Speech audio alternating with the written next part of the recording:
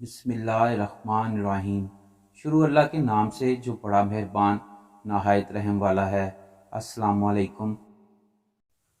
شادی شدہ مرد اور عورت کے زنا کرنے کی سزا۔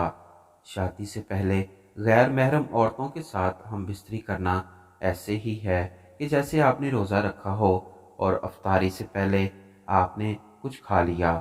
ایک تو آپ اللہ کی بارگاہ میں گناہ گار ٹھہرے اور دوسرا افطاری کی لذت سے بھی محروم ہو گئے۔ حضرت عمر رضی اللہ تعالیٰ عنہ بیان کرتے ہیں کہ اللہ تعالیٰ نے محمد صلی اللہ علیہ وآلہ وسلم کو حق کے ساتھ مبعوث فرمایا اور آپ پر کتاب نازل فرمائی۔ اللہ تعالیٰ نے جو نازل فرمایا اس میں آیت رجم بھی تھی۔